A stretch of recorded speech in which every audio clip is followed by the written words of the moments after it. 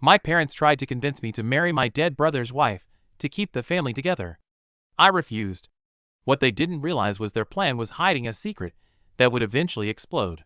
I'm Kevin Davis, and this happened in Colorado.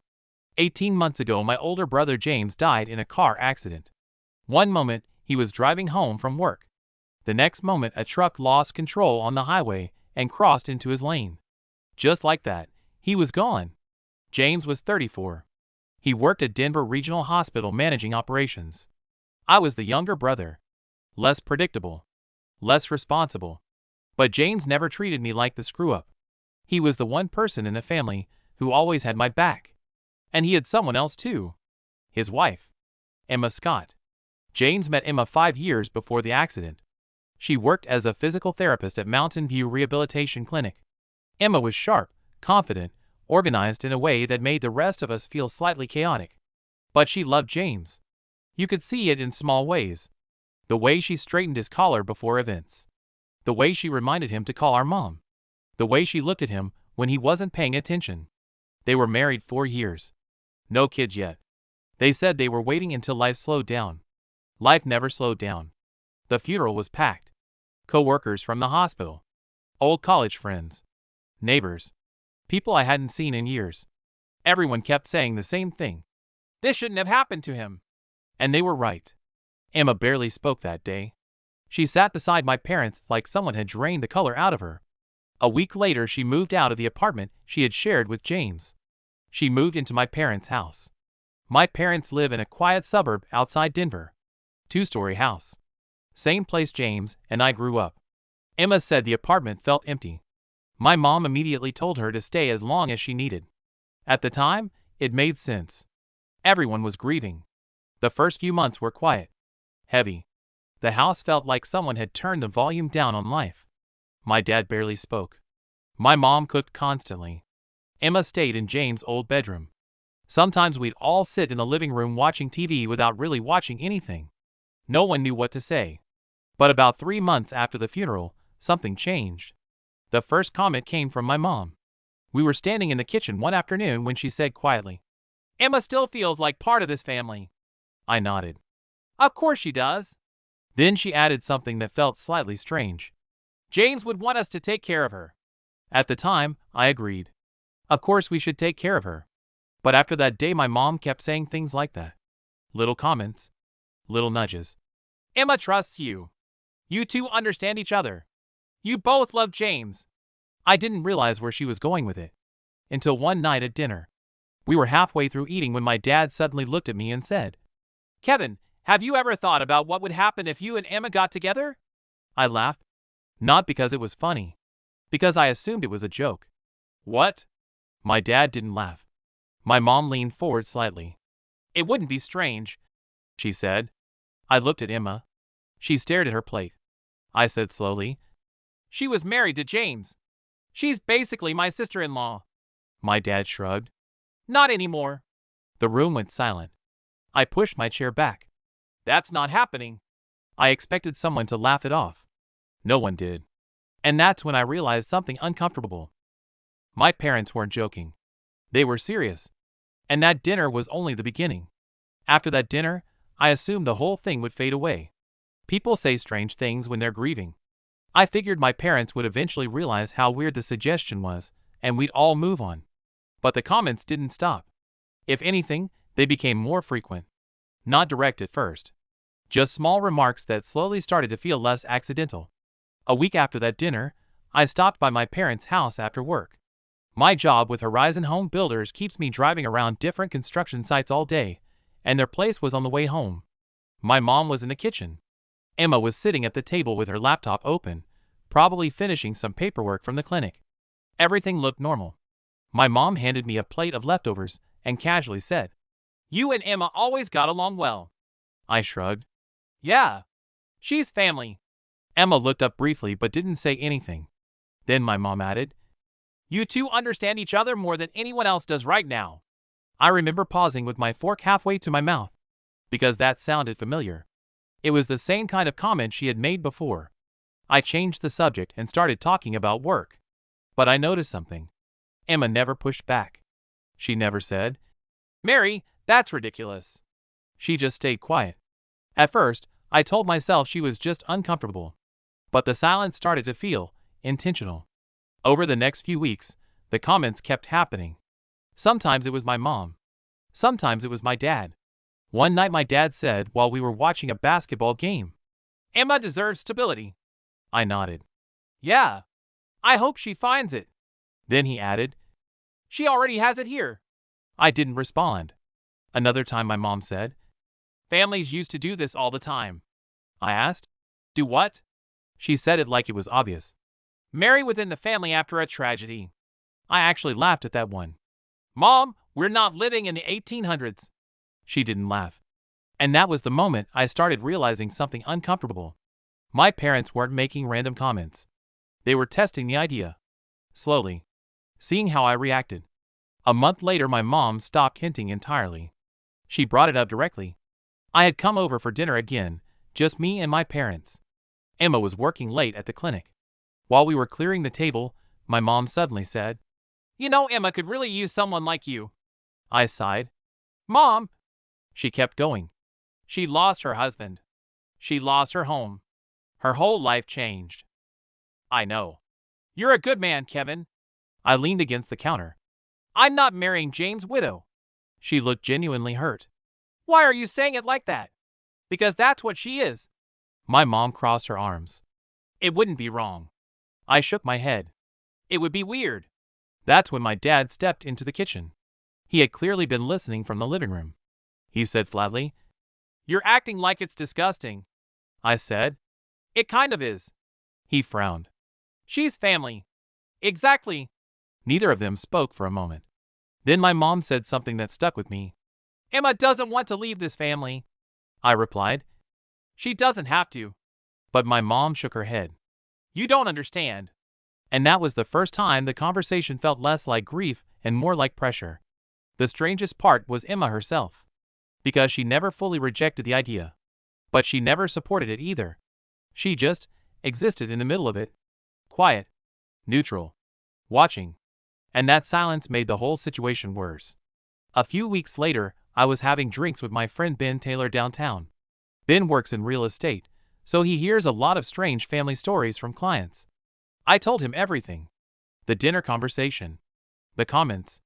The pressure. Ben stared at me for a few seconds before laughing. "Your parents seriously suggested that?" "More than suggested." "That's insane." "I know." He took a sip of his drink and said, "Man, grief does weird things to people." "That's what I thought." "But they keep bringing it up." Ben shook his head. "That's not grief anymore." "What do you mean?" "That's planning." The word stuck with me. Planning. Because when I thought about it, that's exactly what it felt like. My parents weren't just floating an idea. They were building towards something. And about 3 months later, I found out exactly what. It happened on a Sunday afternoon. My mom called me that morning and asked if I could come by the house. She said Emma wanted to talk about something important. The way she said it made my stomach tighten. When I arrived, all three of them were already sitting in the living room. My dad in his usual recliner. My mom on the couch. Emma sitting between them. The moment I walked in, I knew. This wasn't going to be a normal conversation. It felt like an intervention. My mom spoke first. "Kevin, we're glad you came." I stayed standing. "What's going on?" She looked at Emma. Then she said something that made my stomach sink. "Emma has been thinking about the future." And suddenly, I realized exactly where this conversation was going. Emma finally looked up at me. Her voice was quiet. "I don't want to leave this family." No one spoke for a second. Then she continued. "James was everything to me." Her voice cracked slightly. "And being around you all is the only thing that still feels connected to him." My mom nodded, encouraging her. Emma looked directly at me. "Your parents think, maybe, if we tried, it wouldn't be strange." There it was. Out in the open. The proposal my parents had been slowly building toward for months. I took a slow breath. Then I said the same thing I had been saying from the beginning. "I'm not marrying my brother's widow." My dad immediately sat forward. "You're acting like this is disgusting." "It is. She's family." "That's the problem." Emma looked down again. My mom's voice turned sharp. "You're being selfish." That word hit harder than I expected. Selfish. Because in their minds, this wasn't about love. It was about responsibility. Keeping the family intact.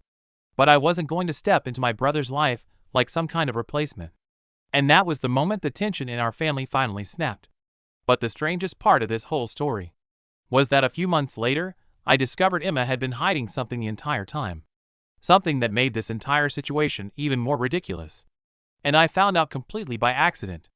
After that intervention, things between me and my parents changed. Not in an explosive way. In a quiet way. The kind where conversations become shorter, visits become less frequent, and everyone pretends nothing happened even though everyone knows something did. For a while, the topic disappeared completely. No more comments. No more hints. No more talk about the future.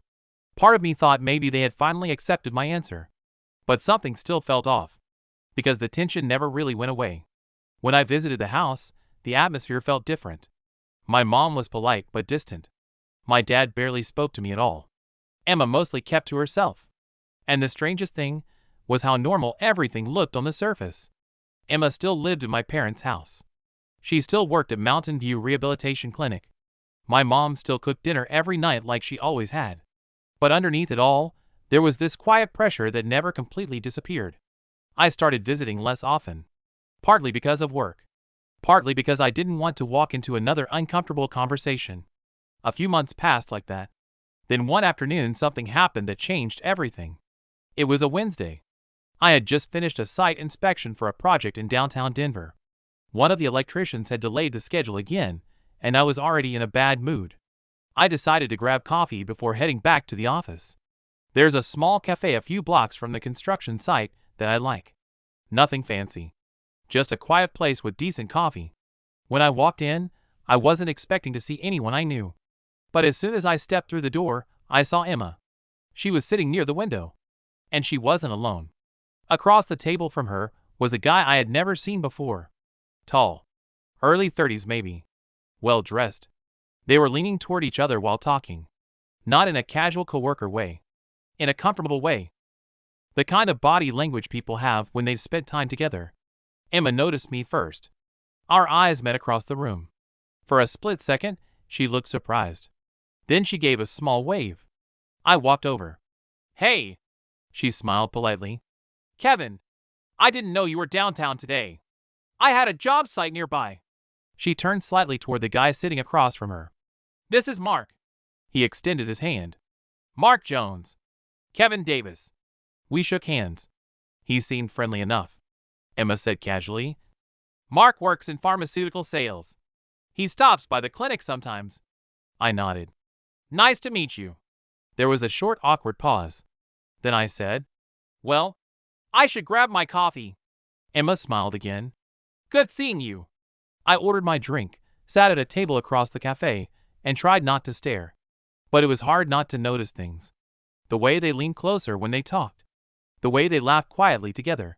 The way Emma touched his arm when she made a point. They didn't look like coworkers. They looked like a couple. Eventually they left together. And I sat there staring at my coffee, trying to figure out why the whole thing bothered me. It wasn't jealousy. That wasn't it at all. It was confusion. Because if Emma was seeing someone, then what the hell had all those conversations with my parents been about? At first, I assumed it was new. Maybe she had just started dating again. Which would have been normal. Healthy even. But a few days later, I ran into someone who changed that assumption. I was at a small barbecue hosted by one of James' old friends. A few of us still get together sometimes to remember him. That's where I saw Eric Brown. Eric had been close with James for years. He works as a firefighter in Denver. At some point during the evening, we were standing near the grill talking about work when he casually said something that caught my attention. "How's Emma doing?" I shrugged. "She seems okay." Eric nodded. "I saw her a couple weeks ago with that guy she's been seeing." I froze for a second. "That guy?" "Yeah. Mark." I tried to keep my voice neutral. "How long have they been dating?" Eric looked confused. "You didn't know?" "Know what?" He shrugged. "Man, I don't know exactly when it started. But I think it's been a while. Maybe 6 months. 6 months. I felt my stomach tighten. 6 months meant something important. 6 months meant Emma had already been seeing Mark while my parents were still pushing the idea of me marrying her. And suddenly all those conversations replayed in my head. My mom saying Emma needed stability. My dad saying she deserved a future with the family. The intervention in the living room. Emma sitting there quietly while my parents tried to convince me. All while she was already dating someone else. I didn't say anything to Eric. I just nodded and changed the subject. But the whole drive home that night my brain kept turning the situation over. Because the more I thought about it, the stranger it became. If Emma was already seeing Mark, why didn't she just say that? Why let my parents keep pushing this idea? Why sit through that intervention? Why stay silent while they tried to pressure me? The only explanation I could think of was one I didn't like. Emma liked living at my parents' house. She liked the stability. She liked the support. And the possibility of marrying me meant she never had to leave. The next Sunday my parents invited me over for dinner again. And for the first time in months, I decided I wasn't going to stay quiet. Because I wanted to see what would happen if I asked one simple question. A question that would make the entire situation collapse. And that dinner ended up being the moment everything finally blew up. That Sunday dinner felt different the moment I walked into the house. The same house where James and I grew up. Same living room. Same family photos on the wall. Same dining table we'd used for 20 years. But it didn't feel like home anymore. It felt like a stage where everyone was pretending things were normal. My mom was in the kitchen finishing dinner. My dad was sitting in his chair watching the news. Emma was already at the table scrolling through her phone. For a moment everything looked exactly like it had before. Which almost made it worse. Because I knew something they didn't know. We sat down to eat. My mom made pot roast. The kind she always made when the whole family was together. For a few minutes, the conversation was painfully normal. My mom asked about work. My dad talked about the weather. Emma asked if the construction project downtown was finished. Small talk. But I could feel the tension sitting in my chest. Finally, my mom said something that sounded way too familiar. Emma's been thinking about her future again. I put my fork down. Here we go. My dad glanced at me like he was waiting for a reaction. Emma looked uncomfortable. My mom continued. She still feels like this is her home. No one spoke. Then my dad added quietly. She deserves a stable future. That was the moment I decided to stop pretending. I leaned back in my chair and looked at Emma. Are you dating someone? The room went silent. My mom blinked. My dad frowned. Emma froze. For a moment nobody moved. Then she said carefully, Why would you ask that? I shrugged. Just curious. Another pause. Finally she sighed. Yes. My mom looked confused. You are? Emma nodded slowly. I've been seeing someone. My dad's eyebrows pulled together. For how long? Emma hesitated. Several months. That's when I spoke again. His name Mark? Emma's head snapped up. How do you know that? I saw you at a coffee shop downtown. Now the room felt like it had no oxygen. My mom looked from Emma to me like she was trying to understand what was happening. You've been dating someone this whole time? Emma didn't answer right away. My dad's voice turned sharp. Is that true? She finally nodded. Yes. My mom looked hurt. Why didn't you tell us? Emma looked down at the table. I didn't want to upset anyone. My dad sounded irritated now. Upset who? She glanced at me briefly. You? I almost laughed. Me? You've all been through a lot, she said quietly. I didn't want to complicate things. My mom shook her head slowly. But we were trying to help you build a future here, Emma said softly. I know. That's when I finally said the thing that had been building in my chest for months. So while my parents were trying to convince me to marry you, you were already dating someone else. Emma didn't deny it. She just stayed quiet. My dad turned toward her. Is that what's been happening? She nodded once. And suddenly my mom looked completely betrayed. Why didn't you tell us? Emma answered honestly. Because you already imagined something different. The room went silent again. I leaned back in my chair and laughed under my breath. Not because it was funny. Because the whole situation had become ridiculous. All those months of pressure. All those conversations. The intervention in the living room. And the entire time Emma already had her own life going on. I looked at my parents. She's been dating someone for months. My mom looked like she had just been slapped with reality. My dad stared at the table. Emma finally spoke again. I never asked anyone to push that idea. That's true, I said. You just didn't stop it either. She didn't respond. Because we both knew that was the truth. She liked living here. She liked the stability. She liked the safety of staying inside the family. And the possibility of marrying me meant she never had to make a hard decision. Eventually my mom stood up and started clearing plates even though we weren't finished eating.